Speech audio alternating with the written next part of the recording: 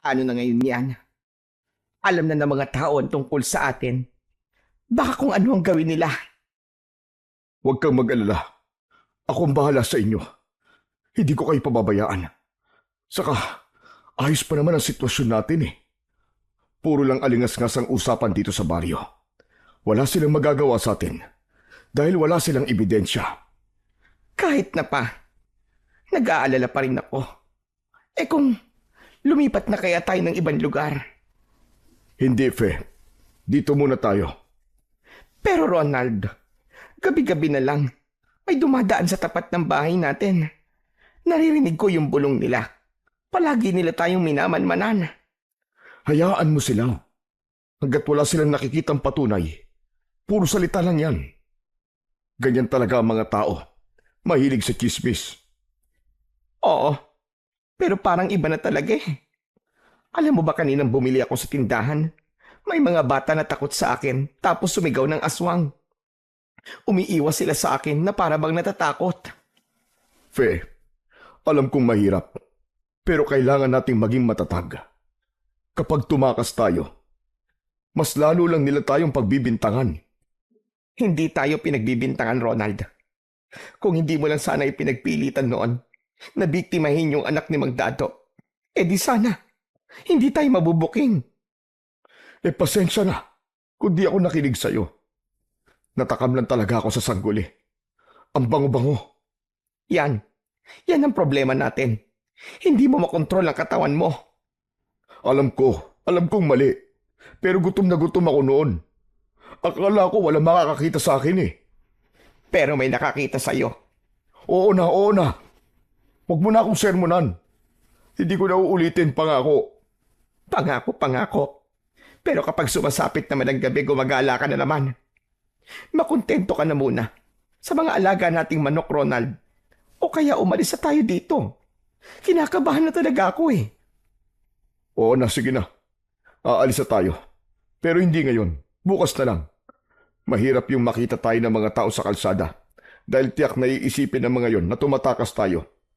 Mabuti pa, ay patulugin mo na muna yung anak mo. Nabaling ang paningin ko sa batang tinutukoy. Siguro ay nasa 3 taong gulang pa lang ako. Pinulot ng babae ang batang yun mula sa banig at saka inihele sa balikat. Pilit na pinapatulog. Pero imbis na matulog ay nag-iiyak ang bata. Malakas at walang tigil. Ano ba nangyayari sa iyo, anak? May masakit ba sa iyo? Nagugutom ka ba? Hindi nagsasalita ang bata. Patuloy lang ito sa pag-iyak. Pero meron itong itinuturo sa may bintana. Pagtingin ko doon, ay may nakita kong parang isang anino na may mapupulang mga mata. Nakasilip yun sa may bintana, pero agad ding nawala. Ilang sandali ang lumipas. May narinig akong mga yabag sa labas. Yung lalaki biglang napatayo at dumiretso sa may bintana para silipin kung ano ang nangyayari. May mga tao sa labas, papunta sila rito. May mga dala silang sandata. Ano? Sinasabi ko na nga ba? Anong gagawin natin ngayon, Ronald? Kalma ka lang, akong bahala. Basta wag kayong lalabas kahit na anong mangyari. Lumabas yung lalaki at hinarap ang mga tao sa labas. Maya-maya pa ay narinig ko ang malalakas na sigawan. Lumapit ako sa may bintana at sumilip. Ano kailangan nyo? Bakit kayo nandito sa bahay ko? Nandito kami para papanagutin ka sa kasalanan mo. Anong pinagsasasabi mo, Dado? Anong kasalanan? Huwag ka na magkunwari. Ikaw ang tumangay at pumatay sa anak ko, hayop ka! Ano? Nasisiraan ka naman ng bait? Bakit ako naman ang pinagbibintangan mo? May nakakita sa'yo. At hindi lang yun. Pati yung ibang mga bangkay na natagpuan dito. Kayo din ang dumali. Mga demonyo kayo. Ano, grabe ka naman, Dado. Una, pinagbibintangan mong ako ang kumuha sa anak mo. Tapos pati yung mga natatagpuan patay dito. Sa amin mo na rin ibinibintang. Hindi ako basta-basta nagbibintang. Aswang kang hayop ka! Nagkakamali ka, hindi ako aswang. At wala kami kinalaman sa lahat ng ibinibintang mo. Lahat ng yan ay kasinungalingan. Hayop ka. Hindi ka pala aswang, ha? Hetong sa'yo! Mabilis ang mga sumunod na pangyayari. May inihagis na kung anong pulbos yung lalaki. Biglang umusok ang bahagi ng kanyang katawan na tinamaan ng pulbos. Gawa yan sa pulbos ng itim na talaba. May kakayahan itong sunugin ang balat ng isang nagbabalat kayong aswang. Hinarap ni Mandado ang mga tao. Itinaas nito ang hawak na itak at nagsimulang sumigaw. Mga kasama! Patayin ang mga aswang! Isang lalaki ang biglang sumugod at sinaksak nito sa tagiliran si Mang Ronald. Wag! Wag! Ngunit walang nakinig. Muli sana siyang sasaksakin ng lalaki pero biglang nagbago ito ng anyo. Naging isang malaking nilalang na balot ng balahibong itim. May pangil, may mahahabang kuko at namumulang mga mata. Susugurin sana niya ang mga tao pero si Mang Dado, hinarap niya ng buong tapang ang mga kalaban. May inusalitong isang orasyon na nakapagpatigil sa aswang. Parang hindi ito makagalaw. Doon, sinugod ito ng mga tao at tuluyang pinaslang. Biglang lumabas yung asawa nitong babae. Umiyak ito nang makitang patay na ang kanyang asawa. Ngunit dahil sa galit ng mga tao, pinatay din nila ito. Yung mga tao, sinira nila ang pinto at pumasok sa loob ng bahay. Bigla kong naalala ang bata. Napalingon ako dito. Wala itong kamuwang-muwang sa nangyayari sa kanyang mga magulang. Iyak lang ito ng iyak. May isang tao na lumapit. Alam ko, may balak din itong saktan ng bata. Ngunit bago pa niya magawa yon, ay pinigilan siya ng leader nila. Huwag mo nang katayin yan. Mamamatay din naman yan dahil susunugin natin siya kasama ang kanyang mga magulang. Nanlaki ang mga mata ko sa narinig. Bigla akong kinilabutan.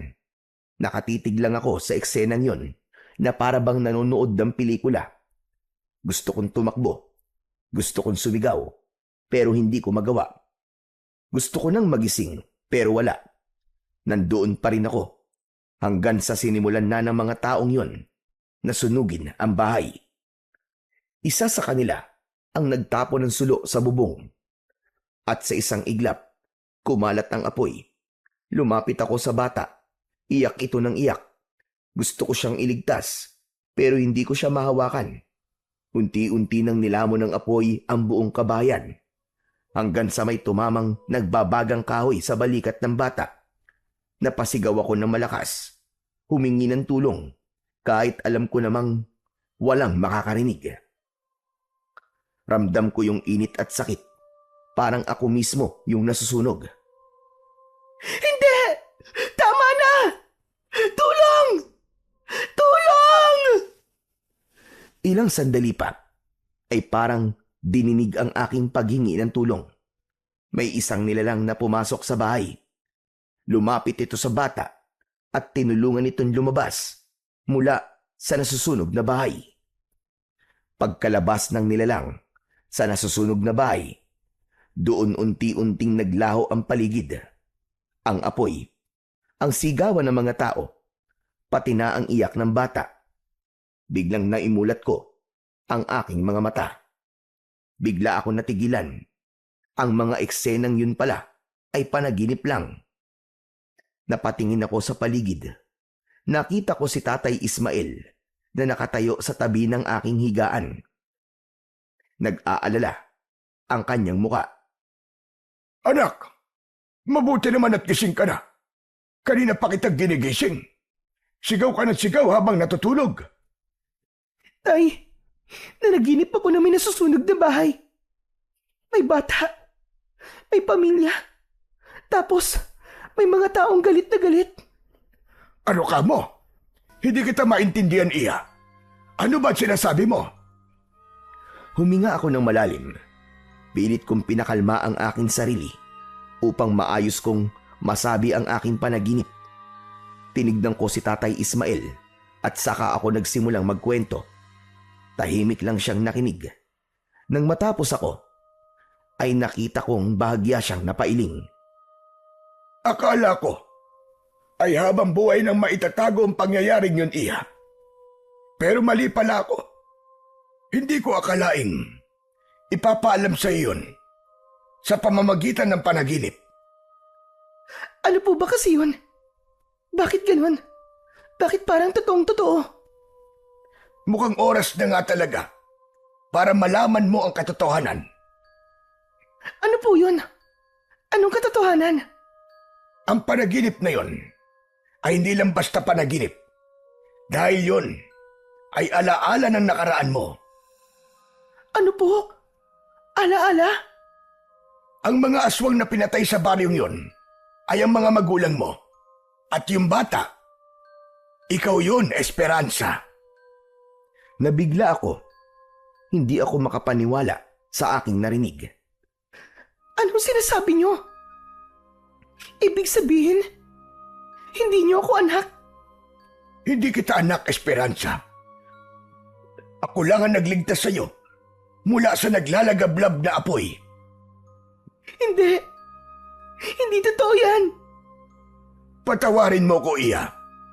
Kung itinago ko sa iyo ito sa loob ng halos 20 taon.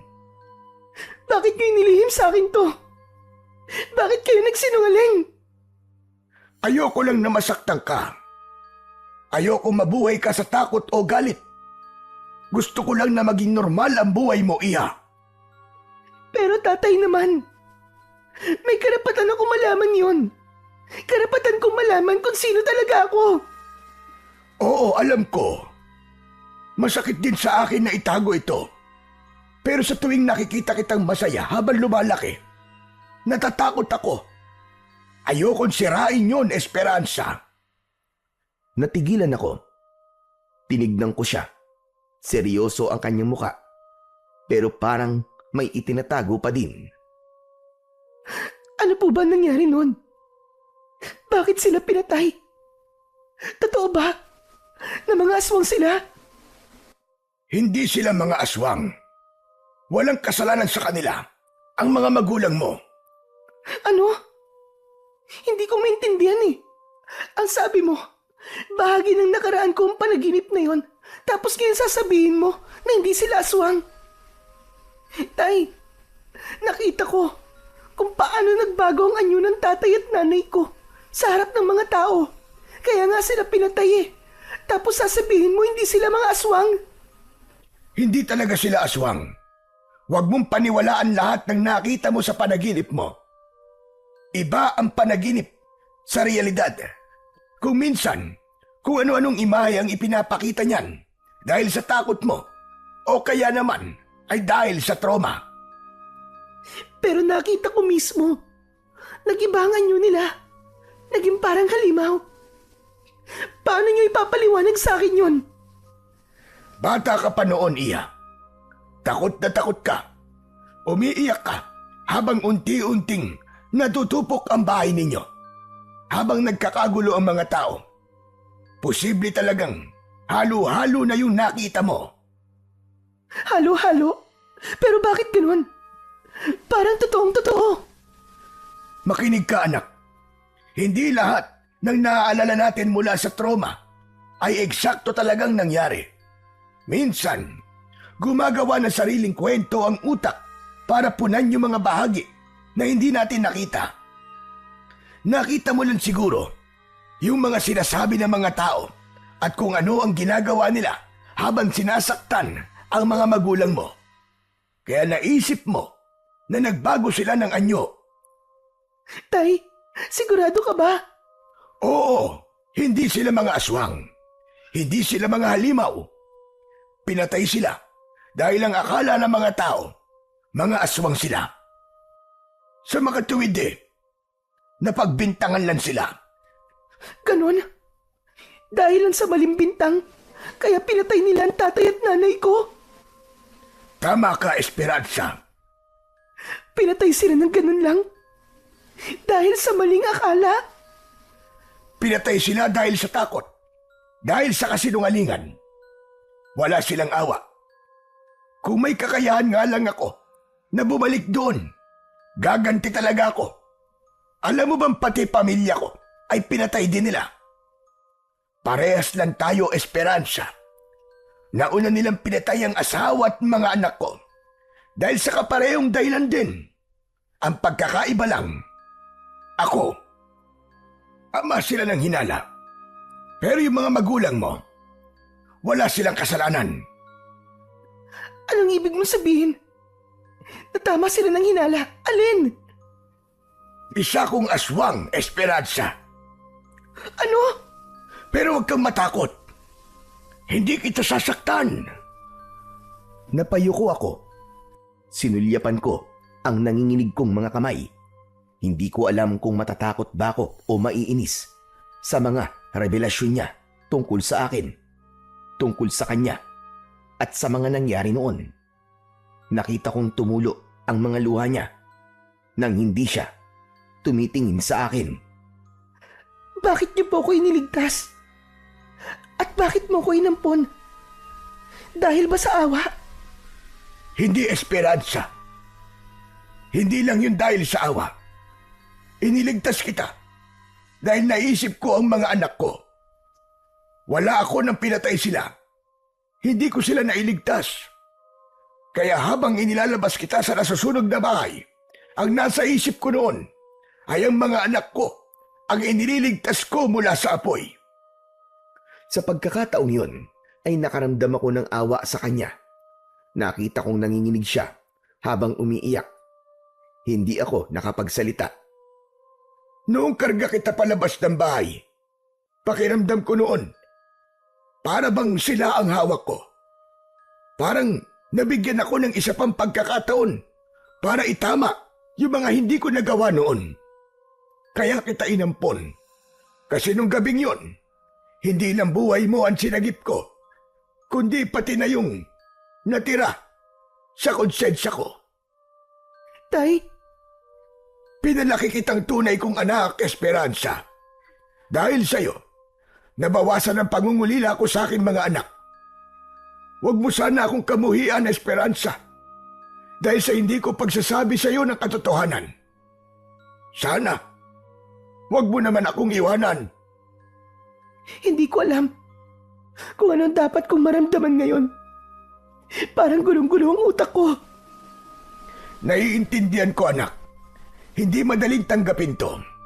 Pero sana, ay huwag mo naman akong katakutan. Tay, hindi ako natatakot sa inyo. Sa katunayan nga, ay dapat pa ako magpasalamat dahil sa lahat ng mga nagawa niyo para sa akin. Salamat dahil binuhay niyo ako. Salamat, iniligtas niyo ako. Utang ko sa inyo ang lahat. Kaya lang, ano? Kaya lang ano, Esperanza? Tay, masakit po sa akin na malaman yung nangyari kina nanay at tatay. Gusto ko silang bigyan ng hustisya dahil pinatay sila dahil lang sa maling paratang. Hustisya para sa kanila? Nako, Iya. Yan din ang gusto kong gawin matagal na. Talaga ho?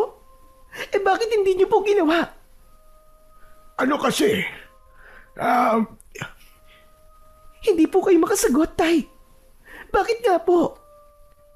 Hindi ko nagawang bigyan ng hustisya ang pamilya ko. Dahil hindi ganun kasimple yun, anak. Dahil kung halimaw ako, mas halimaw sila. Wala silang awa. Wala silang patawad. Sa madaling salita, naduwag ka. Siguro nga tama ka, anak. Duwag ako. Pero noon kasi, mag-isa lang ako. Wala akong kakampi. Kung sumugod ako na mag-isa, malamang wala na ako ngayon dito. Siguro patay na ako, tulad ng mga magulang mo. Yun lang ba? Natakot ka mamatay? Kung ganun, ay makasarili ka. Puro sarili mo lang ang iniisip mo. Hindi totoo yan, Esperanza. May dahilan kung bakit hindi ako nagiganti. At ikaw yun. Tumigil ako dahil natakot ako para sa'yo. Maliit ka pa noon. Wala kang kakayang mabuhay ng mag-isa, anak. Kaya kailangan kong huminto. Kailangan kong alagaan ka, anak. Naiintindihan ko na po.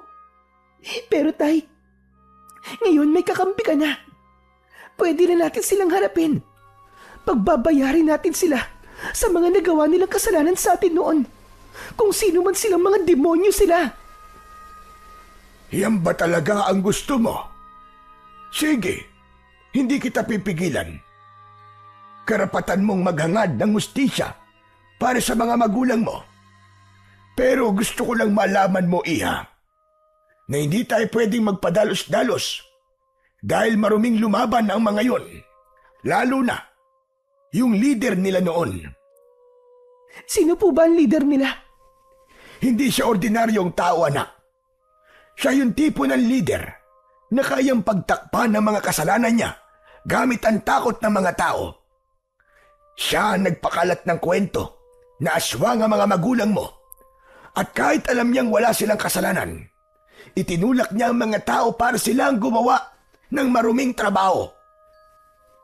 Bakit niya ginawa yun? Anong pakay niya? Sumisikat kasi noon ang mga magulang mo. Magagaling silang mga albularyo.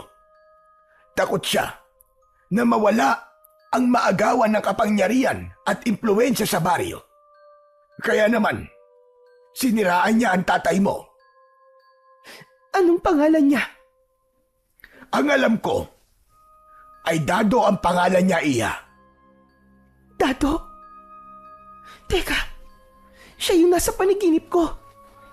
Narinig kong binanggit ni tatay ang pangalan niya. Walang hiya siya, demonyo siya. Pagbabayarin ko lalaking yun. Humanda siya. Ano ba ang plano mo, Esperanza? Hindi tayo basta kikilos ng bara-bara, Iya. Kasi kapag nalaman nila ang tungkol sa plano natin, siguradong papatayin din nila tayo. Susunugin din tayo sa apoy. Hindi ako natatakot, tay. Hindi na ako yung batang iniligtas mo mula sa apoy na walang nagawa, kundi ang umiyak lang noon. Ngayon, kaya ko na po lumaban. Kaya ko nang ipagtanggol ang sarili ko. Basta, pagbigyan niyo lang ako. Pagbigyan? Bakit? Ano ba ang gusto mo? Gawin mo akong katulad mo. Kailangan ko ng lakas at kapangyarihan. Ano ka mo? Abay, hindi maaari yun. Hindi pwede. Anong hindi pwede? Diba? Ang mga aswang ay kayang manghawa ng tao. Sige na, tay. Pagbigyan mo ko. Kailangan kong magkaroon ng kapangyarihan para harapin sila. Hindi pwedeng mahina ako. Nahaharap sa kanila. Hindi mo alam kung ano ang sinasabi mo, Esperanza. Hindi madali na maging aswang. Isa itong sumpa. Sumpa ng kadiliman, Esperanza. Baka hindi mo kayanin. Kaya ko po. Pakiusap gawin niyo akong aswang. Gusto kong magiganti sa mga walang niyang tao na yon. Pero anak, hindi mo pa rin siya kakayanin. May kapangyarihan ng lalaking yun.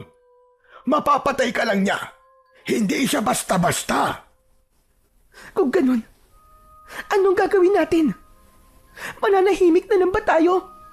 Hahayaan na lang ba natin yung nangyari noon? Wala ka ba talagang planong? Bakit? Kasi takot ka. Takot ka, ganun ba? Hindi ako nananahimik. Dahil duwag ako. Naghihintay lang ako ng tamang oras. At sa totoo lang, hindi ka dapat kasama sa plano na yon. Gusto sana kitang ilayo sa gulo. Pero ngayong sinabi mong handa ka, hindi na kita pipigilan. Kung ganun, tay, anong balak mo? Kapag dumating ang susunod na kabilugan ng buwan, gagalaw tayo. Tayo? Hindi lang tayong dalawa. May mga kasama ako, mga kauri ko. Matagal ko na silang inihanda para sa araw na to. Saglit siyang tumigil. Tumingin siya sa akin at tumitig. Parang iniisip muna niya kung paano niya sasabihin ang susunod. Kita ko sa mga mata niya ang lungkot at galit na matagal niya nang kinikimkim. Pero hindi tayo basta susugod, Esperanza. Kailangan muna nating malaman kung saan mahina si Dado.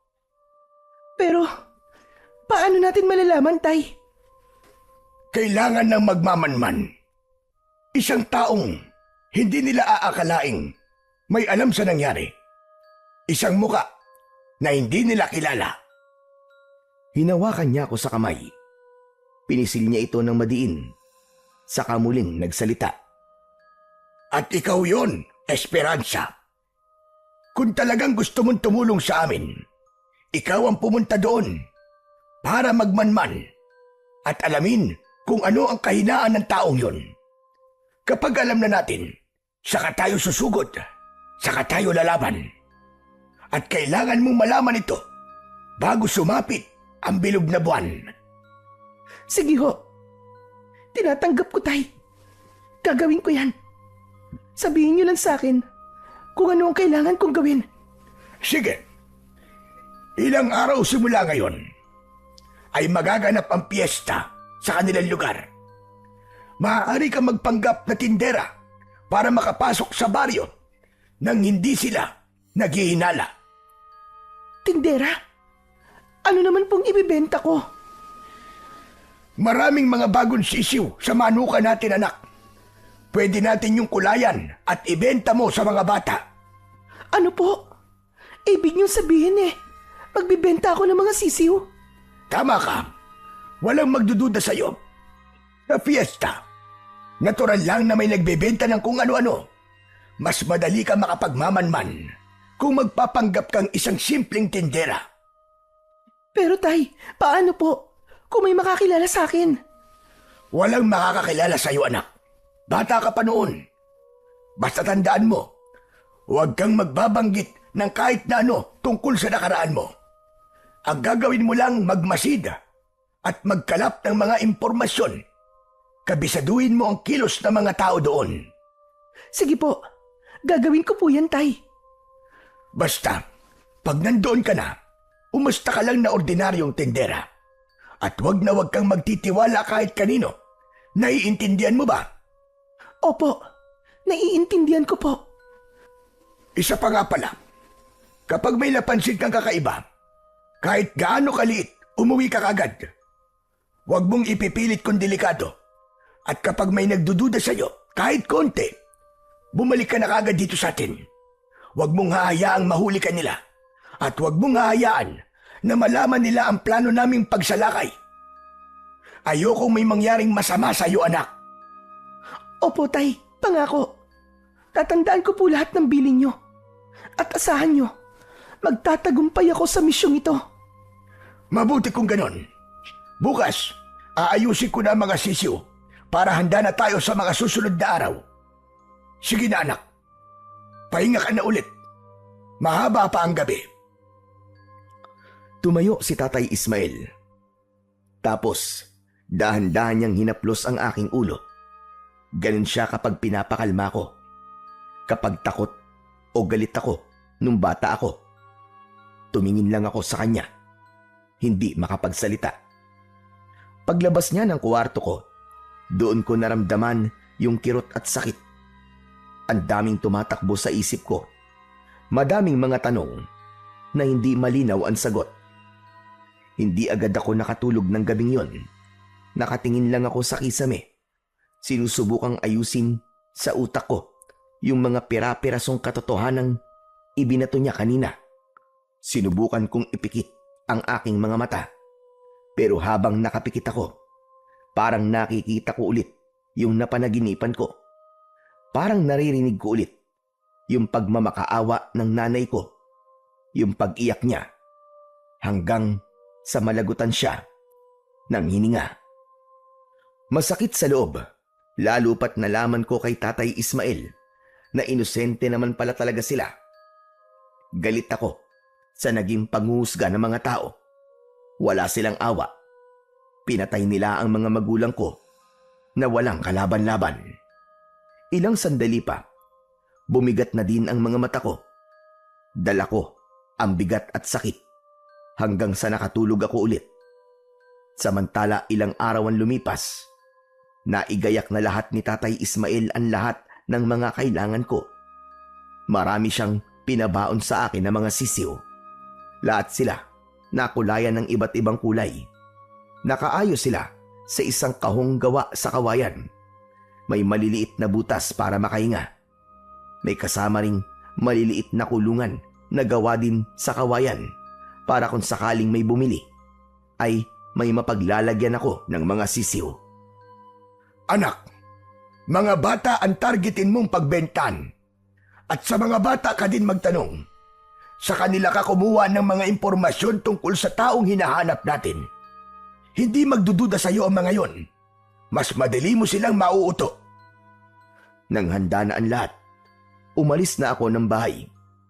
Medyo kinakabahan ako nang sumakay ako ng tricycle. Pilit kong pinapakalma ang sarili ko. Ilang sandali pa ay nakarating na ako sa baryo. Sa bungad pa lang ay makikita ang mga makukulay na banderitas. Malalakas din ang tugtugan. Totoo ang sabi ni Tatay. Fiesta nga. Maraming tao. Marami ring mga nagtitinda ng kung ano-ano. Bumaba ako sa may plaza. Naghanap ako ng magandang lugar para doon pumwesto. Doon ako sa may tabi ng basketball court. Ate, magkano po yung mga sisiw? Nagulat ako nang biglang may nagsalita sa tabi ko. Paglingon ko ay nakita ko ang isang bata. Sinisilip niya yung mga sisiw sa kahon. Ano? Wala akong masabing presyo. Nakalimutan ko palang tanungin sa tatay ko kung magkano ko ibibenta ang mga sisiw. Wala talaga akong ideya. Ate! 5 piso. Oo. 5 ang isa. Grabe. Ang mahal naman yan, ate. Sa kabila, 2 lang yan eh. Ano? Anong 2? Hoy, lugi naman ako dun, no? Sus, paanong lugi? Di naman totoong colored yung mga manok na yan. Kinulayan mo lang yan eh. Pa-effect mo lang sa mga bata. Para bumili. Mandaraya ka. Uy, grabe ka naman. Pero, ano namang masama kung kinukulayan sila, di ba? Para cute. Saka, hindi ako nandadaya, no? Sus, hindi daw nandaraya. Bakit yung binili ko nung 1 taon, ilang araw lang, naging dilaw. Tapos nung lumaki, hindi naman pink. Bigla akong natawa sa ekspresyon ng batang paslit na yon. Pinigilan ko ang tawa ko. Ang seryoso kasi ng mukha niya.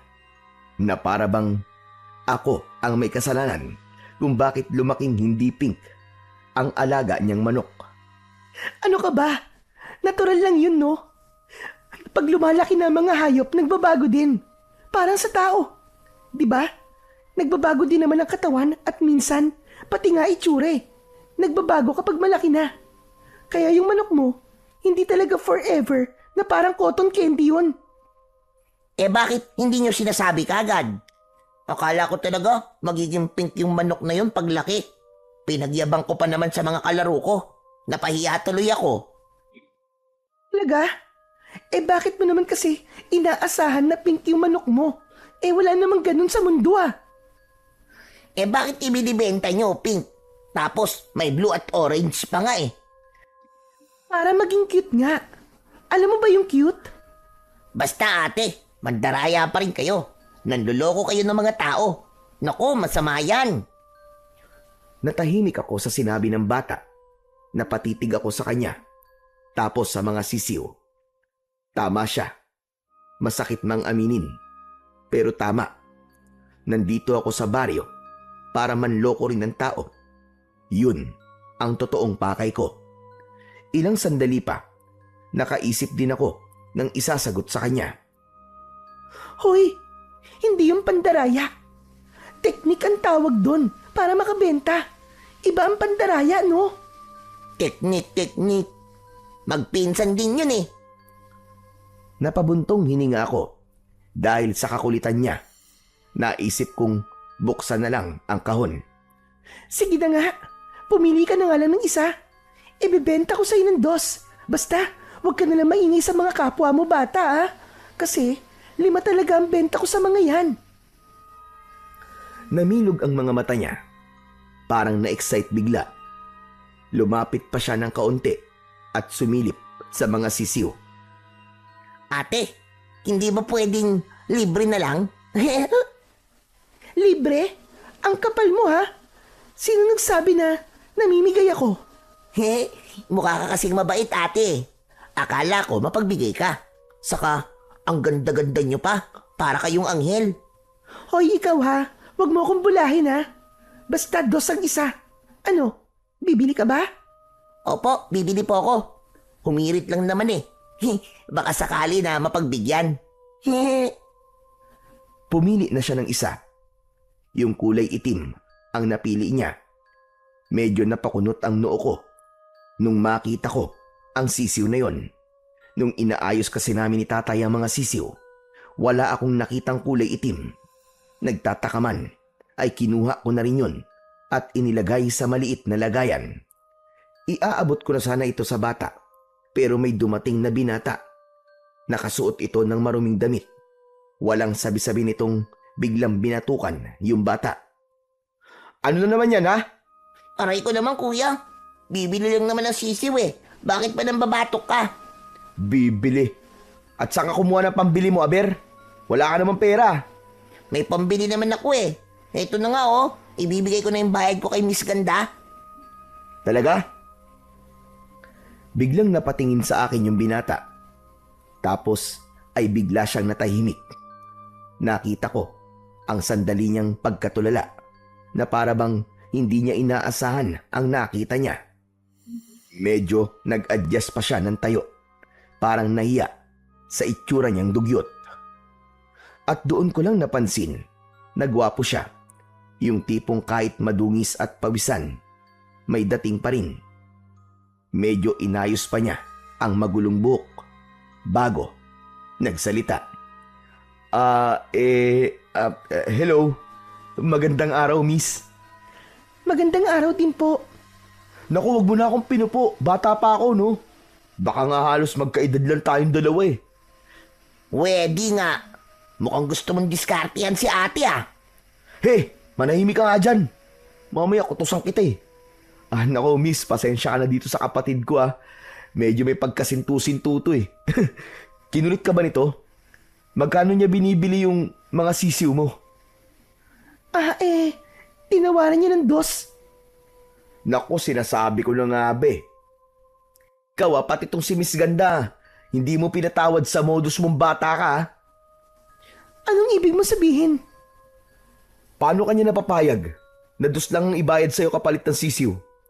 10 pa nga yan sa kabila eh. Ha? 10?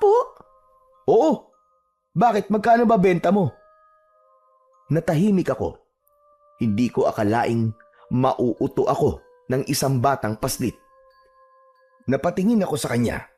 Agad naman siyang ngumisi. Pagkatapos, biglang hinablot sa kamay ko ang sisiw na nasa lalagyan. Hinarap ko ang binata. Kapatid mo yun, di ba? Oo. Hindi pa kasi bayad yung kinuha niya eh. Ikaw ang magbayad nun. Walang problema, miss. Hetong 10. Nako, 5 lang ang sabi ko sa kanya. Hindi, okay lang. Sige, kunin mo na yan. 10 talaga ang presyo niyan. Baka malugi ka. Inabot ko ang pera sa binata. Pero pagdampi niya sa palad ko, parang biglang may naramdaman akong kuryente. Napasinghap ako ng bagya. Sobrang weird sa pakiramdam. Nagkatinginan kami. Agad akong bumawi at nagkunwaring nagulat lang. Uy, okay ka lang ba, miss? Oo naman. Sure ka? Oo. Tumango ako at di na sumagot. Nakita kong nakakunot ang noo niya. Ngayon ka lang napadpad dito sa amin, no? Anong pangalan mo? Ako si Esperanza. Esperanza? Wow, ang ganda naman ng pangalan mo. Bagay sa'yo. Bigla kong iniiwas ang tingin ko sa kanya. Nagkunwari akong inayos ang mga sisiw kahit maayos naman sila.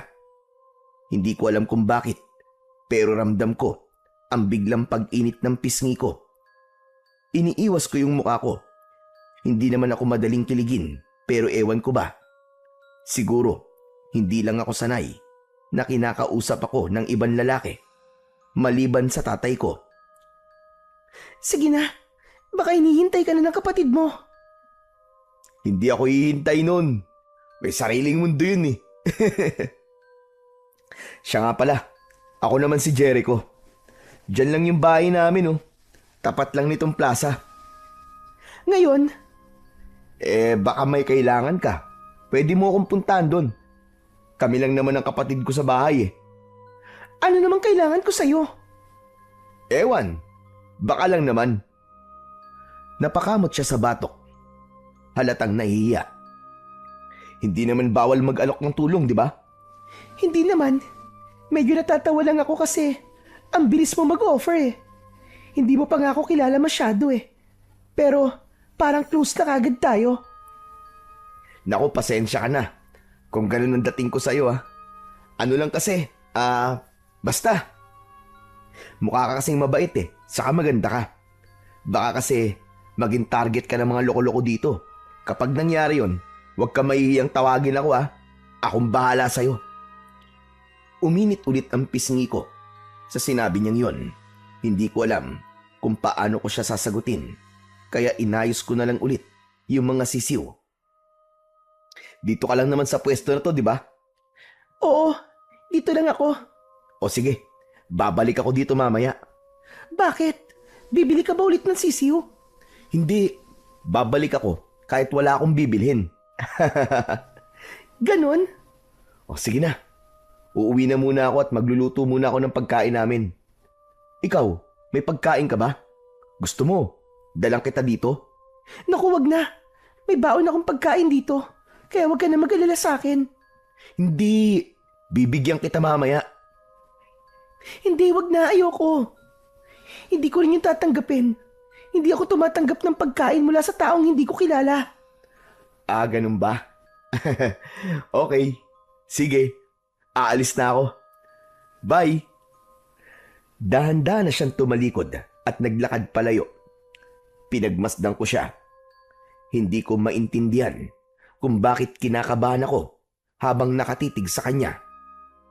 At para mawala yon, ibinaling ko na lang ang buong atensyon ko sa pagtitinda. Okay, Esperanza. Kailangan mo mag-concentrate. Kaya mo to. Tumingin ako sa paligid. Naghanap ako ng malilipatang pwesto. Tinabihan ko yung isang matanda na nagtitinda din ng sisiw. Ilang sandali pa, may ilang mga bata na ang lumapit kasama ang kanilang mga magulang. Sa akin sila bumili. Habang abala ako sa pagbebenta, pasikreto akong nagmamasid sa paligid. Tinitignan ko ang galaw ng mga tao sa paligid. Yung mga bata, yung mga magulang nila, pati na rin yung mga matatanda. Naging mapanuri ako at pilit na inaalam kung sino sa kanila yung taong binabanggit ni Tatay Ismael. Pero hindi pala ganun kadali yun. Hindi pala talaga sapat na magmasid lang para matukoy kung sino ang leader. Kailangan ko talagang magtanong-tanong. Pero hindi ko yung ginawa sa unang araw. Baka kasi may makahalata sa akin. Matapos ang ilang oras na pagmamanman, umuwi na ako sa bahay. Naabutan ko si tatay na nasa kusina. Nagluluto ng aming hapunan. Abala ito sa paghahalo ng sabaw sa kaldero. Tumigil ito nang makita ko. Anak, kumusta ang unang araw mo? Ayos lang naman po, Tay. Ano, may nalaman ka bang impormasyon tungkol sa taong pinapahanap ko sa iyo? Wala pa po. Nag-obserba lang muna ako. Ayos lang yan. Hindi naman kita minamadali. Salamat po. Naisip ko kasi na kailangan ko pa rin mag-ingat. Hindi pwede na basta na lang ako magtanong sa mga tao. Baka makahalata sila na may iba akong pakay. Tama yan, anak. Naiintindihan ko. Kailangan mo talagang ingatan ang kilos mo. Tama lang ang ginawa mo na yon. Pero tay, ba't ganun? Bakit parang mababait naman ang mga tao doon? Mabait? Walang mabait sa baryong yon. Marunong lang silang magpanggap. Yung mga ngiting ipinapakita nila, pantakip lang yon sa tunay nilang pag-uugali. Kaya, huwag kang basta magpapaloko. Tama po kayo. Nakita mo naman yung ginawa nila sa nanay at tatay mo, di ba? Masasama sila. Mga sakim. Mga walang awa. Palagi mong tatandaan na huwag maniniwala sa pagpapanggap nila. Huwag kang pauuto.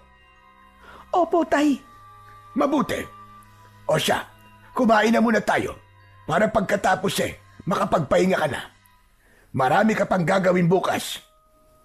Sige po. Pinagsaluhan namin ni tatay yung niluto niyang karne na may sabaw. Agad akong sumalok at tinikman. Wow! Ang sarap nito ah. Anong karne nito, tay?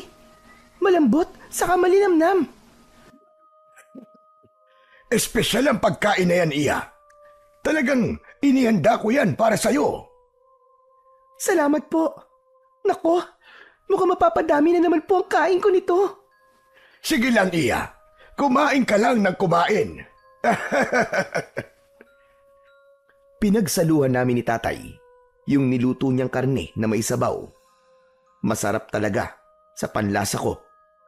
Kahit walang gaanong rekado. Habang ngumunguya ako, napapapikit pa ako dahil pakiramdam ko mas tumitindi pa ang lasa. Pagkatapos naming kumain, nagligpit ako at si tatay naman ay pumasok na sa kwarto niya. Pumasok na din ako sa kwarto nang matapos ko na ang mga gawain ko. Agad akong humiga sa kama at sinubukang matulog. Pero biglang sumagi sa isip ko yung lalaking nakausap ko sa baryong yon. Si Jericho. Hindi ko siya kilala at wala akong maalala na nagkita na kami noon. Pero hindi ko alam kung bakit parang pamilyar siya sa akin. Yung mukha niya, yung mata niya, at yung ngiti niya. Parang matagal ko na siyang nakita. Pero imposible naman. Lumaki akong halos nakakulong lang sa bahay. Ang alam ko lang na lugar ay ang school at bahay namin ni Tatay Ismael. Ano ba to? Nakaka-bad trip naman. Pinikit ko ang mga mata ko. Pero kahit na anong gawin ko, sumisingit sa isip ko ang mukha niya. Sa bandang huli, napagod din ang isip ko. At ilang sandali ang nakalipas, dinalaw na din ako ng antok. Samantala, pagmulat ko kinabukasan, may marahang yumugyog sa balikat ko. Anak! Anak, gising na! Nakahanda na mga dadalhin mo sa baryo. Mag-ayos ka na para maihatid na kita ng maaga sa sasakyan. Sige po, tay. Paglabas ko sa kubo, nakita ko kagad yung dalawang malalaking kahon sa mesa. Narinig ko ang maihinang huni ng mga sisiw. Nilagay ko na ang mga sisiw. Ayos na mga yan. Nakulayan na rin sila. Saan po kayo kumuha ng madaming sisiw, tay? Yung iba dyan, mga alaga ko pa rin. Pero may ilan dyan na binili ko sa kaibigan ko. Kailangan mag-effort ako, anak, para makumpleto ang mga props sa pagtitinda. Para walang magduda sa'yo. Kahapon, tay, tuwan-tuwa po yung mga batang napagbentahan ko ng sisiw. Mura daw kasi. Mabuti naman. Kung hindi ka lang talaga pagdududahan kahit libre mo pang ipamigay lahat yan. Pero hindi pwede. Saka mo nalang ipamigay kapag alam mo na kung nasaan si Dado at makakalap ng impormasyon tungkol sa kanya. Umangat ang tingin niya sa akin. Seryosong seryoso ang kanyang mga mata. Pero anak, kapag nakita mo siya, Hayaan mo lang Huwag ka magpapahalata sa taong yon. Kailangan mo lang alamin kung saan nanggagaling ang kapangyarihan niya. Kunin mo at kapag nakuha mo na, saka kami sasalakay. Makukuha na natin ang hustisya, anak, para sa mga kapamilya natin. Tay, paano ko po malalaman kung saan nanggagaling ang kapangyarihan niya at kung ano po ang kahinaan niya? Parehas lang yan, anak. Kapag nakuha mo na ang bagay na nagpapalakas sa kanya, manghihina na yon panigurado. Basta, magmasid ka. Tignan mo kung may kakaibang bagay sa katawan niya. Kapag may nakita kang ganon, sundan mo. Kunin mo. Malinaw ba? Opo, Tay. Tatandaan ko po ang lahat ng yan. Samantala, nang matapos lahat ng mga dapat kong gawin, ay naghanda na ako sa pag-alis. At pagkalipas nga lang ng ilang oras, ay narating ko na muli ang baryo. Medyo maaga pa, pero may ilang tindera na ang nakapwesto. Naghanap ako ng ibang lugar kasi yung pinwestuhan ko kahapon ay may iba nang naroon. Wala akong makitang magandang lugar, maliban sa lilim ng isang malaking puno na nasa harap mismo ng bahay ni Jericho. Wala akong choice, kaya doon na lang ako pumwesto. Doon ko inayos ang mga kahon, pati na ang ibang gamit ko. Hindi pa ako tapos, ay agad nang nagsilapitan ang mga bata sa akin at nag-uunahan na silang bumili. 3 sa mga batang yon ay nakabili sa akin ng itim na sisiw. Seryoso ba talaga si tatay sa paglalagay ng mga itim na sisiw sa paninda ko? Ay nako, mabuti na lang at may ilang bata na gusto ng itim. Samantala, ilang sandali ang lumipas. May batang dumaan sa harap ko. Nang makita niya ako, agad siyang tumigil sa harap ko at kinausap ako. Uy ate, dito ka pala nagtinda? Oo. Wala na kasi ako mapwestuhan dun eh. At meron ng katabi yung matandang tindera. Naunahan ako. Naunahan? Nako, talagang inunahan ka doon ate. Alam mo ba, narinig ko kanina, nag-uusap-usap sila. Yung nakapwesto ngayon doon, tinawag nung matandang nagtitinda din ng sisiw. Ayaw ka daw niyang katabi kasi di na daw siya nakabenta eh. Lugi daw siya sa'yo. Ha? Sinabi niya yun? Pero wala naman akong ginagawang masama sa kanya. Nagtitinda lang naman ako. Ewan ko ba doon sa matandang yon? Alam mo ba, nagalit na galit siya. Ha? At bakit naman siya magagalit sa akin? Pare-parehas lang naman kaming nakikiamot ng lupang mapipwestuhan Yun na nga eh. Pero gets ko naman kung bakit matumal ang benta niya eh. Ang mahal-mahal kasi ng sisiw niya. Kaya nga, tapos ako ang sisisihin niya. Pero di bale, hayaan na natin. Bahala siya. Matapos naming pag-usapan ang matandang tindera ng sisiw, nakita kong sumilip sa kahon si Buknoy. Tapos ay tumingin siya sa akin. Tapos ay napabuga siya ng hangin. Hay, salamat. May itim na sisiw. Bakit? Pagbilan mo nga ako ulit, ate. Ano? Gusto mo pa ng isa? Hindi ba't nakakuha ka na sa akin ng isa kahapon? Opo. Kaya lang, yung sisiw ko patay na. Ha?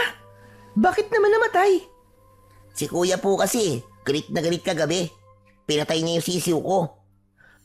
At sa sisiw niya binaling ang galit niya? Ang totoo niyan, ate. Sa akin siya galit.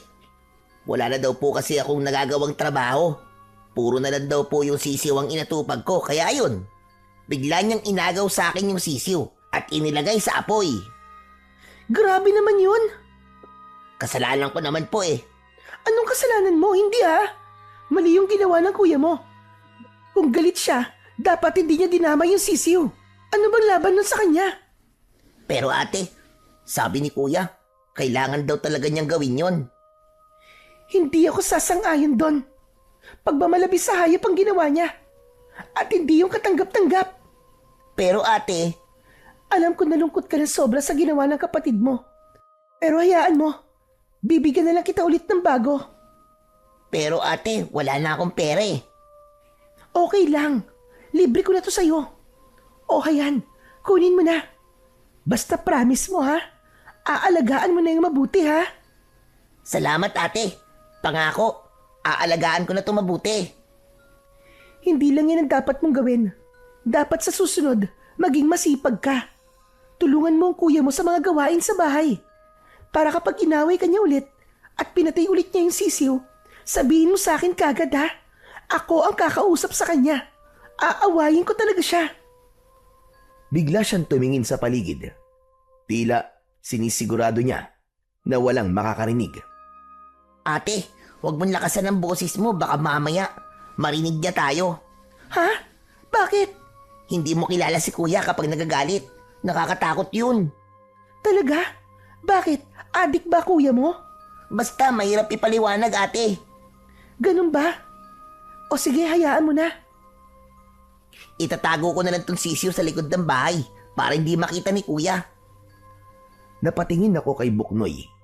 Bigla kong naisip na baka siya ay pwede kong tanungin. Siya ang batang masasabi kong malapit na sa akin at madaldal siya. Tiyak kung lahat ng tatanungin ko ay sasagutin niya. Tumingin ako sa paligid. Tiniyak ko ding walang makakarinig. Nang umalis na ang kapwa niya bata, ay saka ako nagsalita. Kaya ba Buknoy eh? Talagang taga rito sa baryo? Opo ate, taga rito talaga kami. Dito kami lumaki ni kuya. Bakit niyo po tinatanong? Ha? Wala naman. Ano kasi? May hinahanap akong tao. Baka kilala mo si Mang Dado. Ano po? Bakit niyo po siya hinahanap? Kilala mo? Opo, bakit niyo nga po siya hinahanap? Wala naman. Interesado lang akong makilala siya. Kasi may nakapagkwento na magaling daw ang taong yun. Para daw superhero. Totoo po yun. Superhero talaga si Tatay Dado. Anong sabi mo? Tatay mo si Mang Dado? Opo. Bigla ako natigilan nang marinig ang sinabi ni Buknoy. Bigla akong kinabahan. Hindi ko akalain na anak na pala yung kaharap ko mula pa kahapon. Ganun ba? Buknoy, nasan yung tatay mo ngayon? Andun ba siya sa bahay niyo? Pwede ko ba siya makausap? Biglang nag-iba ang mukha niya. Para bang biglang nalungkot. Wala na po si tatay eh. Matagal na po siyang patay. Ano? Patay na siya? Sigurado ka? Opo. Sabi ni kuya, bata pa lang ako nung namatay siya. Anong kinamatay niya? Ewan po.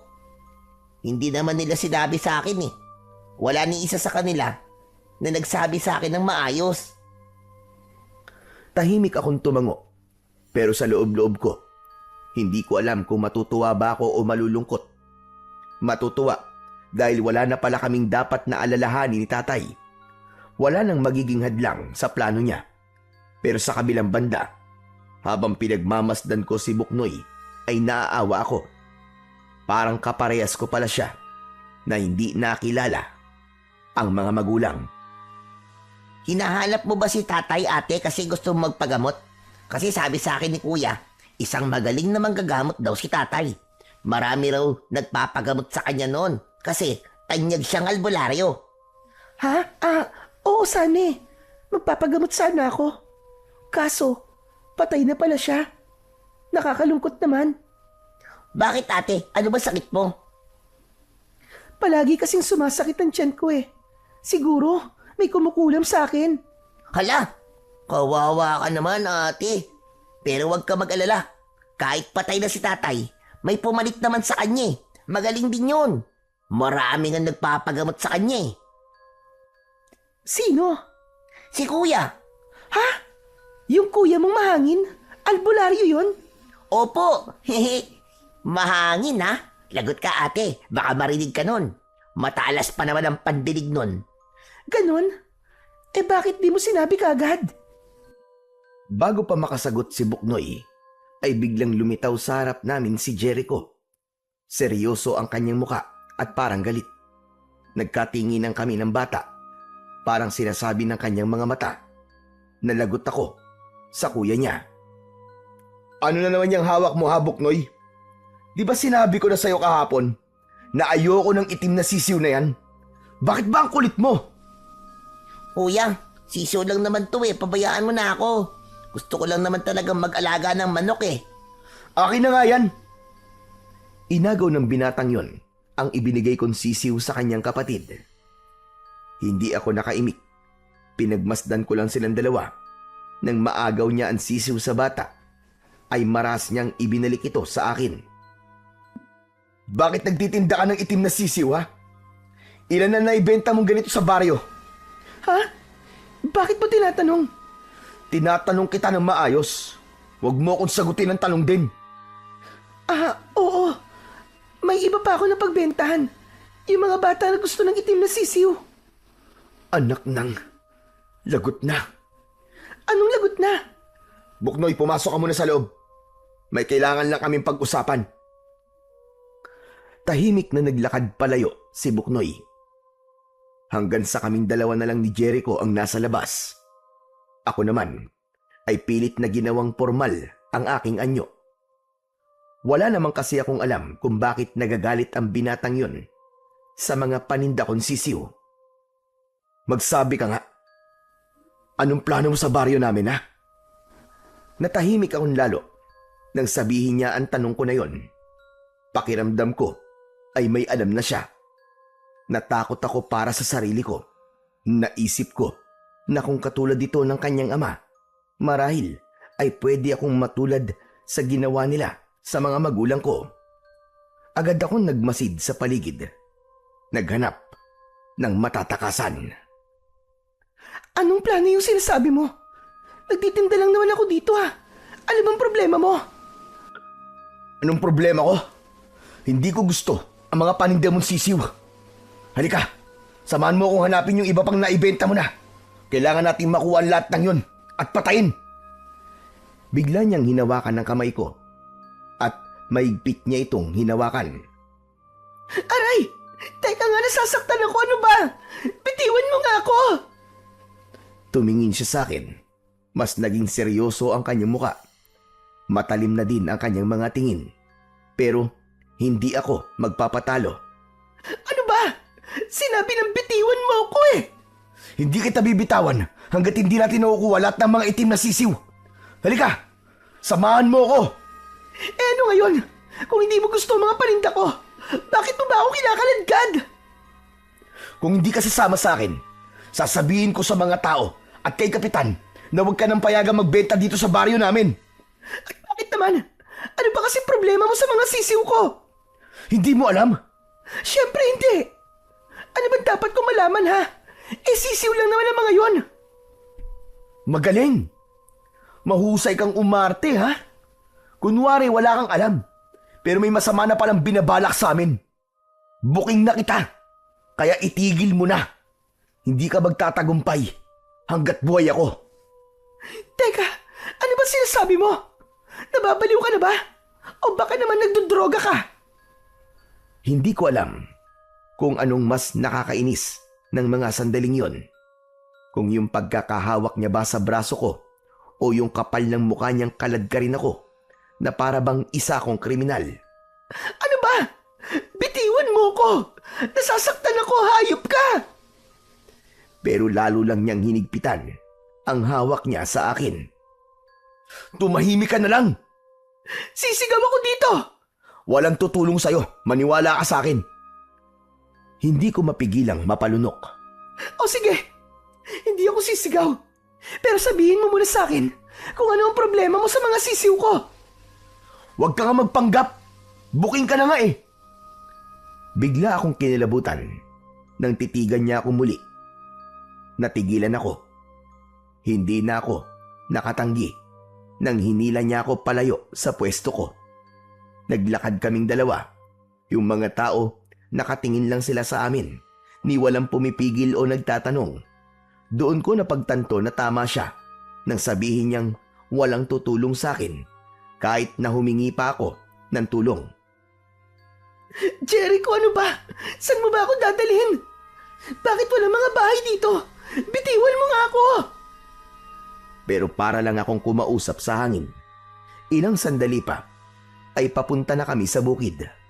At sa dulo ng daan ay may nakita akong isang kubo. Doon kami pumunta. Ano ba? Hindi na nakakatuwa to ha? Pero mas lalo lang niya akong hinila. Tapos, nang makapasok kami, ay bigla niya akong itinulak sa loob. Napaluhod ako sa maruming sahig. Ano ba talagang problema mo ha? Bakit mo ba ginagawa to? Muli, hindi siya sumagot. Isinara niya ang pintuan ng kubo, tapos tinignan ako. Kinilabutan ako. Naisip ko na walang gagawing maganda ang lalaking yun sa akin. Natakot ako para sa sarili kong buhay. Sumagot ka naman oh. Ano bang balak mo? Bakit mo ba akong dinala dito? Ano? Gagasain mo ba ako? Yun ba ang gusto mo? Ano? Gagasain? Ano ka, Gold? Hindi ako pumapatol sa mga aswang na kagaya mo, no? Ano? Ako? Aswang? Nagpapatawa ka ba? Itigil mo na nga yung drama mo. Alam ko na. Bukayo ka na. Alam ko na ang plano mo. At alam ko na kung ano ka. Hoy, lalaki! Ano ba pinagsasasabi mo dyan? Wala akong alam sa sinasabi mo. At hindi ako aswang. Tanga! Hindi ka marunong umarte. Alam ko na. Yung mga galaw mo, yung mga paninda mo, lalo na yung itim na sisiw na yun. Huwag mo akong lokohin. Alam ko kung para saan yun. Para saan ba ha? Ano ba kasing trip mo? Nagbibenta lang naman ako ha. Yun lang. Hindi ka nagbebenta lang. Nanghahawa ka eh. Isa kang aswang na naghahanap ng bibiktimahin. At yung mga sisiw na yun, yan ang gamit yung mga kagaya mo para unti-unting gawing aswang ang mga tao dito. Nanuyo ang lalamunan ko. Hindi ko alam kung paano ko sasagutin ang ganun kabaliw na akusasyon. Alam mo, pati ako nababaliw na sa'yo. Kung ano-anong sinasabi mo. Saka hindi ako aswang. Excuse me. Hindi mo ako mauuto. Kaya kita dinala dito ay para hindi ka na makapagkalat pa ng lagim sa baryo namin. Dito ka lang hanggang sa bumilog ang buwan. Hindi ka makakaalis dito. Ano? Ikukulong mo ako dito? Ang kapal naman ng pagbumukha mo. Mas makapal ang pagbumukha mo dahil nagbabalat kayo kang isang mukhang anghel na dalaga pero demonyo pala ang nasa loob. Manahimik ka. Hindi ako aswang. Hindi ako aswang. Inilapit niya ang mukha niya sa akin. Sapat para maramdaman ko ang init ng hininga niya. Para siyang nang aasar. Nakangisi siya pero may halong galit ang mga tingin niya. Tulad ng sinabi ko sa'yo, dito ka muna dahil delikado ka. Pasalamat ka nga eh. Hindi pa kita pinatay. Inabot niya yung tali sa itaas ng pintuan. Bigla akong napatras. Teka lang. Huwag mong gawin niya. Nakikiusap ako sa'yo. Huwag. Maawa ka. At bakit hindi ko gagawin, Aber? Ito ang makakabuti para sa mga tao at para na rin sa'yo. Paano makakabuti sa akin yan? Wala kang karapatan na Italia kung parang aso. Walang hiya ka. Hindi ako aswang. Wala kang pruweba. Wala kang alam. Muli siyang ngumisi na para bang mas marami siyang alam na hindi ko alam tungkol sa sarili ko. Gusto mo ng ebidensya? Lumayo siya sa akin. Tapos ay dahan-dahan niyang itinaas ang laylayan ng suot niyang t-shirt. Natigilan ako. Napalunok ako. Akala ko kung ano ang gagawin niya. Nang tuluyan niya ng mahubad ito, ay nakita kong may suot siyang kwintas na may malaking krusipiho bilang palamuti. Maya-maya pa ay lumapit siya sa akin. Tapos ay inalis niya ang kwintas at idinikit yun sa akin dibdib. Bigla akong napasigaw. Mainit yung kwintas. Para akong pinapaso. Masakit. Sobrang sakit na halos hindi ko matiis. Nanlaki ang mga mata ko. Nahihirapan na rin akong huminga. Teka, sandali. Sandali. Sumunod ay nakaramdam ako ng hilo Yung tipong parang umiikot na ang buong paligid ko. Hindi ako makagalaw. Hindi ko maiangat maski ang isang daliri ko sa kamay. Nanigas ako hanggang sa naramdaman kong parang hinihigop nito ang lahat ng lakas ko. Tama na! Tama na! Lalong uminit yung kursipiyo hanggang sa huli. Nandilim na ang paningin ko. Ngunit bago pa ako tuluyang mawalan ng malay at bumagsak, naramdaman kong may mga bisig na sumalo sa akin. At pagkatapos nun, wala na. Tuluyan nang nag-blackout ang mundo ko. Pagdilat ng mga mata ko, nakita kong madilim na ang paligid. Walang ilaw kahit saan. Hindi ko alam kung anong oras na. Pero alam ko na gabi na. May tao ba dyan? Tulong! Tulungan niyo ako! Saklolo! Walang sumagot. Bigla kong naramdaman ang mga braso ko. May nakapulupot na tali. Napailing ako. At talagang tinali ako ng buwisit na yon. Hayop! Hayop! Gumalaw ako. Sinubukan kong tanggalin ang pagkakagapos, pero nabigo ako. Dahan-dahan kong kinapaan sarili ko. Nag-alala ko na baka meron siyang ginawang masama sa akin. Pero nang makapakong may suot akong damit at wala namang masakit sa akin maliban sa ulo at labis na panghihina. Tapos ay naalala ko pa ang sinabi niyang hindi siya pumapatol sa mga kagaya kong aswang. Natawa ako at napailing. Ako? Aswang? Baliw talaga!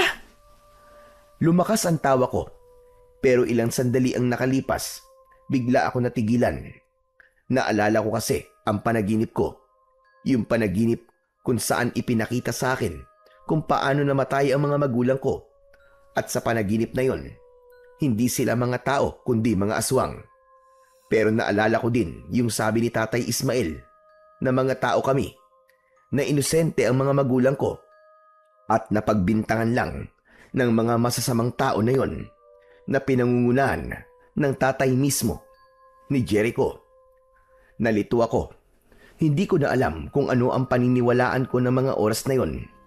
Biglang kumirot ang ulo ko at muli akong napapikit. Maya-maya pa, may narinig akong mahinang tunog mula sa labas. Bigla akong napamulagat. Parang may mahihinang mga yapak na papalapit. Napalunok ako. Ilang segundo, biglang may malakas na liwanag na pumasok sa mga siwang ng pintuan. Bumukas ang pinto. Iniluwa nito si Jericho. May isang malaking flashlight. Hindi siya umiimik. Diretso lang siyang pumasok na para bang wala ako doon at hindi niya nakikita.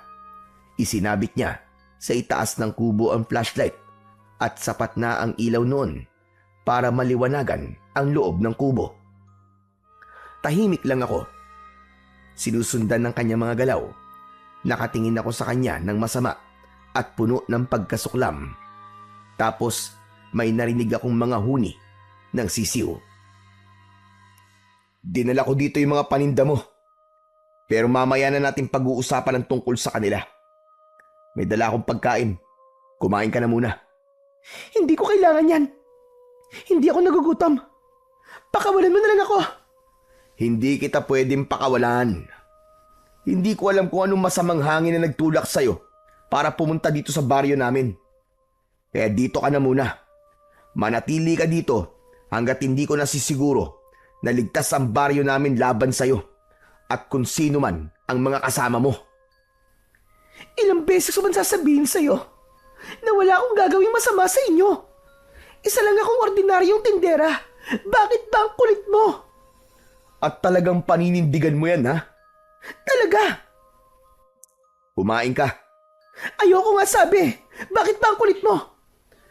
Eh di wag kung ayaw mo. Bakit ako ba magugutom at manghihina? Bahala ka na. Uwi na ako. Magmamatigas pa sana ako. Pero nang maramdaman kong kumalambigla ang sikmura ko, bigla kong naisip na kung manghihina ako, ay mas lalong mawawalan na ako ng pagkakataon na makatakas. Teka, sandali. Sige na. Akin na yan. Arte-arte. Kakain din naman pala. Bigla akong nairita nang marinig ang sinabi niyang yon. Tuwang-tuwa siya na para bang nanalo siya sa isang labanan. Muli siyang lumapit sa akin at sinubuan ako. Ngunit pagdampi pa lang nun sa dila ko, halos masuka na ako. Ano to? Ba't ganito ang lasa? Ang anghang at ang baho. Inaasahan ko na yan. Bakit? Ano ba yung pinakain mo sa akin? May lason? Walang lason to, uy. Pero may rekado. May inihalo akong asin at madaming bawang. Hindi ka masasarapan sa luto na to. Kasi nga, aswang ka. Kaya nagdala ako ng ibang pagkain na tiyak na magugustuhan mo. Heto. May inilabas pa nga siyang isang balot ng pagkain. Pagbukas ng takip nito, ay agad kong naamoy ang mabangong aroma nito. Bigla ako natakam. Nilagyan niya ng kutsara, tapos ay inilapit sa akin. Oh, tikman mo to. Sinubukan kong umiwas, pero sumayad sa labi ko yung kaunting sos. Nag-iba ang pakiramdam ko. Ngumanga ako at tinanggap yung pagkain. Ngumisi si Jericho. O ano, masarap di ba? Sabi ko na nga ba't magugustuhan mo to eh. Alam mo bang half-cook na atay ng baboy to at may halong sariwang utak din? Ano? Sinubukan kong idura yung inunguya kong pagkain, pero panay lang ang tawa ng lalaking nasa harap ko. Sus, kunwari ka pa. Nagustuhan mo nga eh. Bakit iniluluwa mo ng pilit?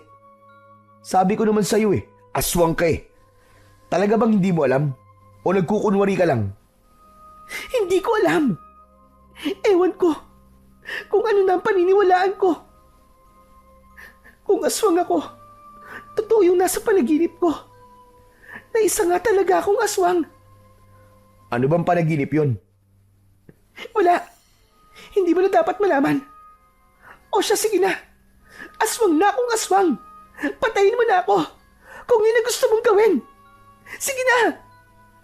Hindi kita pwedeng patayin o pakawalan ng esperansa. Dahil hindi ko pa alam kung ano ang plano mo o kung may mga kasama ka na nagpaplano ng hindi maganda dito sa baryo. Sa tingin ko magagamit kita eh. Kaya dito ka lang. Wala akong kasama. Ako lang, Jericho. At wala naman talaga akong planong masama dito. Gusto ko lang maghanap buhay ng matino. Talaga ba? Sige, tignan mo to. Lumabas siya at pagbalik niya, may dala na siyang dalawang maliliit na itim na sisiw. Heto, tignan mo tong mga binibenta mo. Inilapag niya malapit sa akin yung mga hawla. Nakita ko ng malinaw, iba ang galaw nila. Iba ang mga mata nila. Mapula, tapos ay hindi ito mapakali. Ilang sandali pa ay nakita kong nagbago ito ng anyo. Yung sisiw ay naging ibon. Nakabuka ang tuka nito na parabang handang manuka. Ang mga ibon na to ay ginagamit ng mga mangkukulam para gumawa ng aswang. Ngayon sabihin mo sa akin na wala ka talagang alam. Wala. Wala talaga akong alam dyan. Binili lang naman ng tatay ko mga sisiw na yan sa kaibigan niya. Baka nalabutahin lang yung mga taong yun. Wala akong alam tungkol sa mga ibon na yan. Hindi pa din ako kumbinsido. Kaya dumito ka na muna. Bigla siyang lumabas, dala ang mga sisiw. Hindi na ako nakapagsalita hanggang isinarado niya na ang pinto.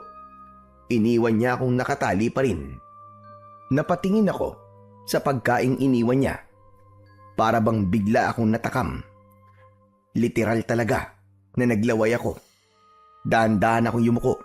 Tapos kinain ko yon gamit ang bibig ko dahil nakatali pa rin ang mga kamay ko. Pagkaubos ko nito ay parang hindi ako nakaramdam ng pagkabusog.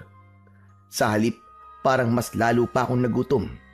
Maya-maya pa, biglang uminit ang katawan ko para akong lalagnatin at ilang segundo pa, hindi na normal ang boses na lumalabas sa bibig ko.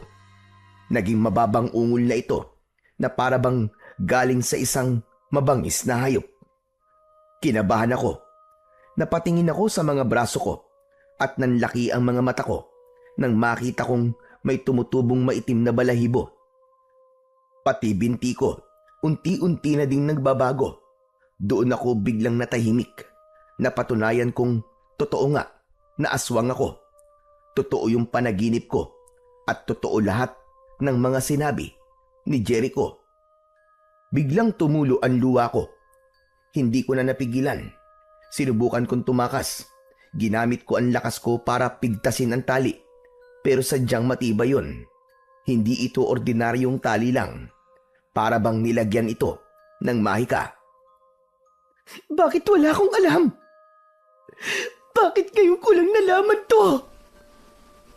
Nainis ako at natakot. Buong buhay ko, pinaniwala ako ni Tatay Ismael na normal ako. Minsan ko pang ang hiniling sa kanya na gawin niya akong aswang, pero tumanggi pa siya, kaya mas lalo ako nalito. Marami akong tanong na alam kong si Tatay Ismael lang ang makakasagot. Sinubukan ko pa ulit na kalasin yung tali, pero nabigo pa rin akong makatakas. Kinabukasan, nagising ako sa mahinang tapik sa balikat ko. Pagmulat ko ng aking mga mata, ay nakita ko ang binatang si Jericho. Bigla akong napatingin sa mga braso at binti ko at para akong nabunutan ng tinik nang makitang wala na ang mga balahibo. Mabuti naman at gising ka na. Ang hirap mong gisingin. Ang sarap ng tulog mo. Hindi ako sumagot. Hindi ko siya matignan. Nahihiya ako at kinakabahan. Parang gusto ko na talagang lumubog sa lupa ng mga sandaling yon. Pero may dala siyang pagkain para sa akin. Inilapag niya yun sa harap ko na para bang walang nangyari kagabi. Maaliwalas ang mukha niya at tumatawa pa. Inayos niya ang pagkain. Tapos ay nagtangka siyang subuan ako ulit. Pero umiwas ako at hindi na nakatiis na magsalita. Bakit mo ginagawa to? Kaaway mo ako, di ba? Bakit ka pa nag-aabala na pakainin ako? Pwede mo naman akong pabayaan dito eh. Hayaan mo na lang ako mamatay sa gutom para wala ka ng problema. Hindi ko pwedeng gawin yon. At bakit hindi? Kasi kailangan mo pa ako. O kaya naman, ay iniisip mo pa kung paano ako papatayin? Hindi kita pwedeng patayin ng basta-basta. Hindi ako basta-basta nang huhusga kung kalaban ka o hindi. Pinag-aaralan ko pa kung dapat ka ba talagang mamatay o hindi. Ganun? Pero bakit? Natutunan ko kasi yun sa tatay ko. Ang sabi niya, wag ako basta-basta manghuhusga, maski pa kaaway. Natutunan mo sa tatay mo si Mandado? Teka, kilala mo ang tatay ko? Oo, kasi siya ang pumatay sa mga magulang ko. Yun ang nakita ko sa panaginip ko. Pinatay niya sila na walang pakundangan. Sina Ronald at Fe, ang mga magulang ko. Teka, natatandaan ko sila. Sila yung sinunog ng mga aswang noon. Oo, tama. Pinatay sila at sinunog. Walang awa ang tatay mo. Pumatay siya ng mga inosente. Nagkakamali ka. Pinatay sila dahil masasama silang mga aswang. Nambibiktima sila ng mga tao. Pumapatay. At kabilang sa pinatay nila at kinain ay ang kapatid ko. Ang kapatid namin ni Buknoy. Sanggol pa lang ito ng biktimahin ng tatay mo. Hindi. Hindi totoo yan. Mahina, pero diretso kong sinabi. Kahit nanginginig ang boses ko, pilit kong pinanindigan ang mga sinasabi ko. Totoo yun. Dahil ako mismo, Esperanza, ang nakakita sa tatay mo. Siya ang tumangay sa kapatid ko. Wala akong masabi sa pagkakataong yun. Para akong pinagbagsakan ng langit at lupa sa mga sinabi niya. Hindi mo alam kung gaano kasakit ang nangyaring yun. Nang mawala ang kapatid ko. Nalungkot ng gusto ang nanay ko. Alam mo bang nagpakamatay siya ng dahil doon? Hindi ko alam. Wala akong alam.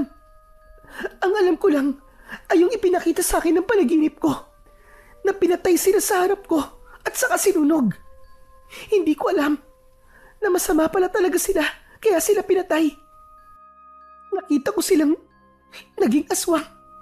Pero may nakapagsabi kasi sa akin na hindi lahat ng mga napanaginipan ko ay totoo. Ang sabi niya, wala daw kasalanan ng mga magulang ko. Na pinagbintangan lang daw sila. Hindi ko alam na ganun na nangyari. Ang sabi lang kasi sa akin, inosente daw sila. Hindi ko na alam kung ano ang totoo. Hindi ko na napigilan ang sarili ko na mapahagulgol. Mabigat na mabigat ang loob ko. Napayuko si Jericho. Hindi ko alam kung galit siya o nalilito na rin. Mabuti papatayin mo na din ako. Masama akong aswang, Jericho. Masama din akong aswang katulad ng mga magulang ko. Tumigil ka. Hindi kita papatayin. Ano bang tingin mo sa akin, isang hayop? Na basta nalang papatay? Napatitig ako sa kanya. Hindi ko alam na kaya din pala ng isang tao na di mangusga kahit nagdudumilat na ang katotohanan na isa akong aswang. Maya-maya pa ay lumapit siya sa akin. Nagulat ako nang makita kong inaalis niya ang tali sa aking kamay. Pinapakawalan mo na ba ako? Oo, makakauwi ka na. Pero may isang kondisyon. Huwag ka nang babalik dito sa baryo Kapag nakita pa kitang gumagala dito, hindi na ako magdadalawang isip na saktan ka. Kailangan ko kasing protektahan ng mga tao rito Yung kasi ang habili ng tatay ko bago siya mamatay. Napayuko ako. Hindi ko alam kung dapat ba akong matuwa, mahiya, o mas matakot. Hindi mo ako kilala, Jericho. Hindi mo alam kung ano pa ang pwede kong gawin. Wala akong pakialam dahil di naman ako takot sa'yo Sige na, umalis ka na. Binuksan niya ang pintuan at tumayo sa may gilid na para bang hinihintay na lumabas ako. Nung una ay nag-aalangan ako pero sa bandang huli, pinili kong lumakad palabas. Tahimik akong naglakad mag-isa papunta sa baryo. At nang makarating ako doon, ay sumakay na ako ng tricycle na maghahatid naman sa akin sa sakayan pauwi naman sa bahay. Samantala, nang makarating ako sa bahay namin, pagbukas ko ng pinto ay nakita ko si tatay na nasa sala. Nagulat pa ito nang makita ko. Agad siyang lumapit sa akin at niyakap ako. Anak, saan ka ba nanggaling? Bakit hindi ka umuwi kagabi? Ano nangyari sa'yo? Hindi ko siya sinagot. Bumitaw siya sa pagkakayakap at tinignan ako. Nagtaka siya sa aking biglang pananahimik. Tay, itigil na natin to. Bigla siyang natigilan. Halatang nagulat siya sa sinabi ko. Alam ko na po ang totoo, Tay. Totoong aswang ang mga magulang ko. May nagawa silang mali. Kaya sila pinatay. Ano? Paano mo naman nasasabi yan? Natagpuan mo na ba si Dado? Hindi po. Pero nalaman ko pong patay na si Mandado. Wala na tayong dahilan para magiganti pa. Dahil matagal na siyang patay. Hindi anak. Itutuloy pa rin natin ang pagsalakay. Lalo na ngayon. At wala nang magiging hadlang sa pagsakop namin sa baryo na yon. Pagsakop? Teka. Anong pagsakop? May plano kayong sakupin ng baryo? Tama ka nang narinig, Iya. Sasakupin namin ang baryo na yon. At lahat ng tao doon ay gagawin naming mga kauri natin. Hindi. Wala tayong usapang ganyan, Tay. Pero hindi na siya sumagot. Mabilis siyang tumalikod sa akin at lumabas ng bahay. At mula noon ay hindi na siya umuwi. Ilang araw ko din siyang hinintay hanggang isang gabi ay nakita kong bilog na bilog ang buwan. Naalala ko ang sinabi sa akin ni tatay. Nakabilugan ng buwan sila sa salakay sa baryo na yon. Bigla kong naisip na baka nga ituloy nila ang masamang balak nila sa baryo na yon. Agad akong naganda. Naisip kong kailangan kong pigilan ng tatay ko at iligtas siya sa kapamakan. Lalo na at hindi ko naman nasabi sa kanya na may natitira pang malakas at makapangyarihang albularyo sa baryo na yon. At kailangan ko ding iligtas ang mga inosenteng tao na wala namang kinalaman sa pinaglalaban namin ni tatay. Ngunit nakakailang hakbang pa lang ako mula sa bahay namin papunta sa bakuran ay bigla akong nakaramdam ng pananakit ng katawan. Napasigaw ako habang pakiramdam ko ay pinupunit ang laman ko.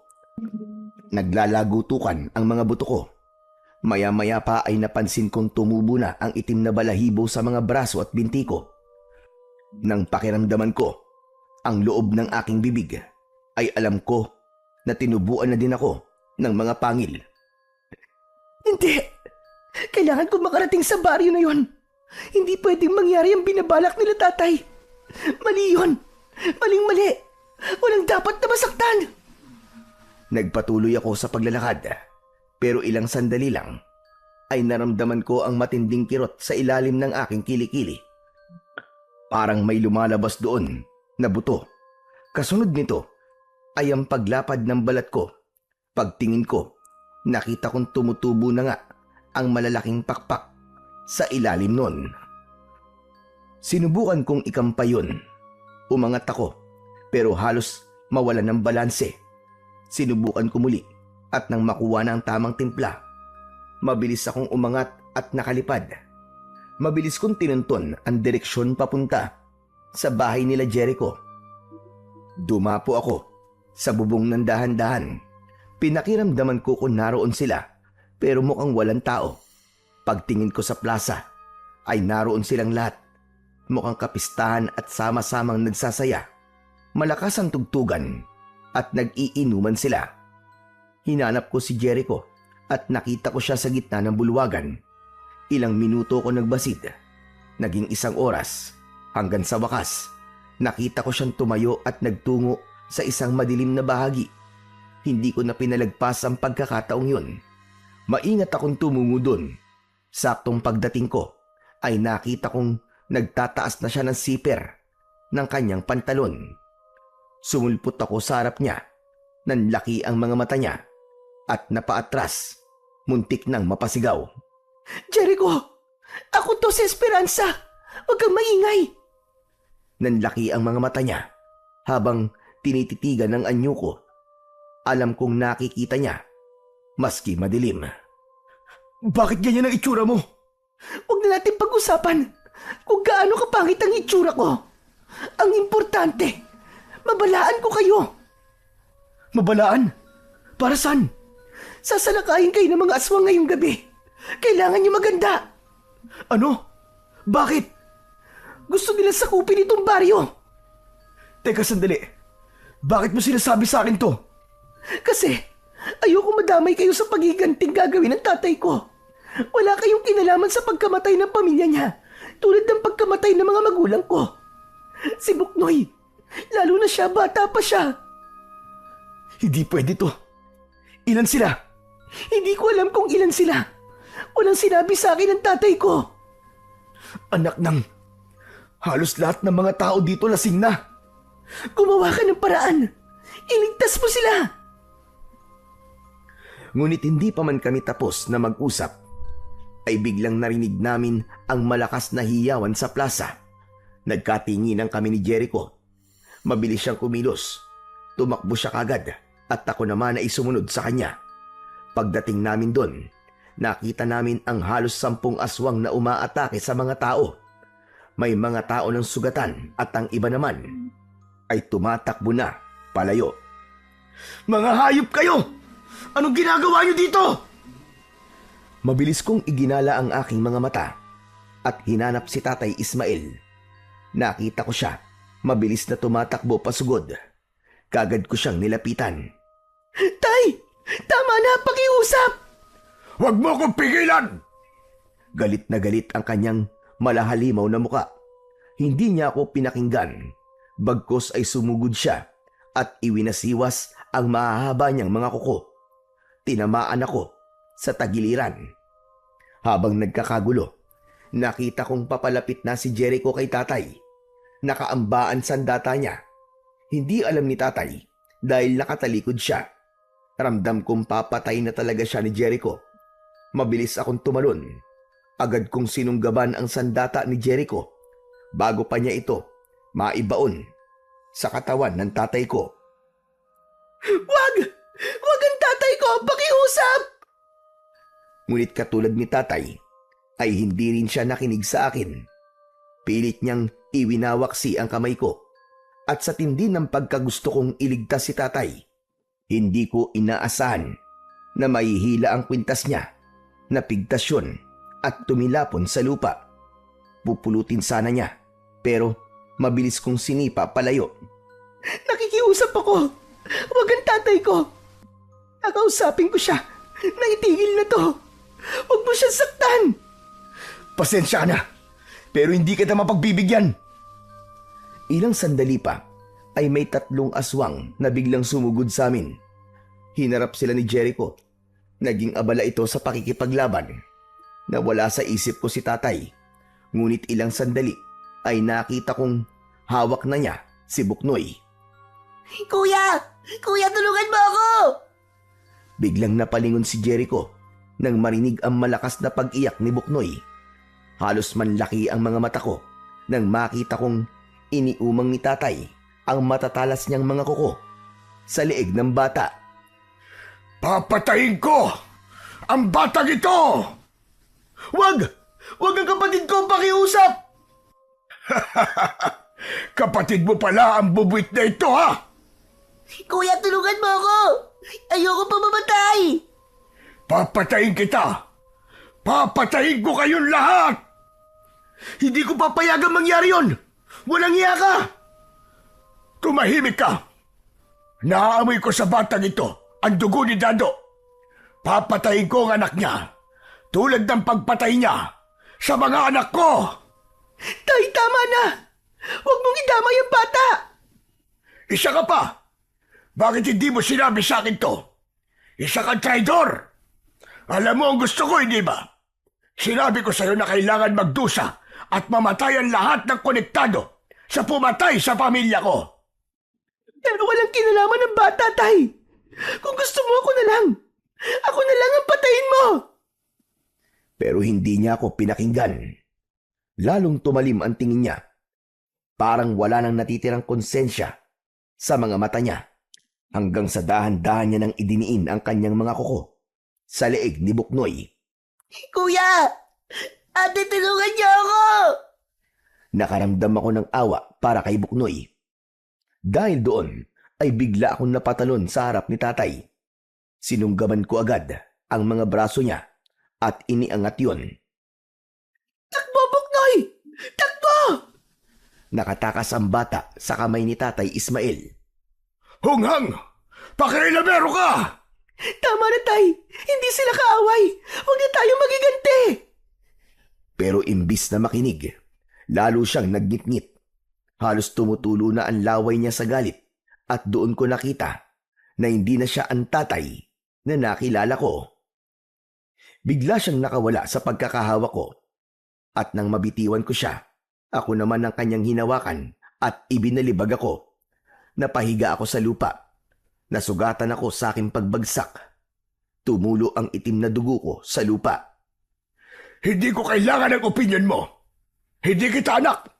Hindi ka karapat-dapat magsabi sa akin ng kung ano ang dapat kong gawin. Mga salot talaga kayong mga aswang kayo! Humanda ka! Hindi ko papayagan ng anumang plano nyo dito sa baryo namin! Nagbanggaan sila. Lakas laban sa lakas. Kapangyarihan laban sa kapangyarihan. Si Jericho, inilabas niya ang isa pang agimat at isinuot yon sa kanyang leg.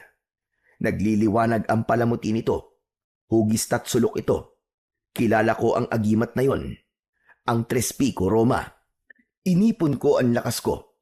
Pinilit kong tumayo. Nagawa ko yon kahit nanginginig ng gusto ang mga tuhod ko.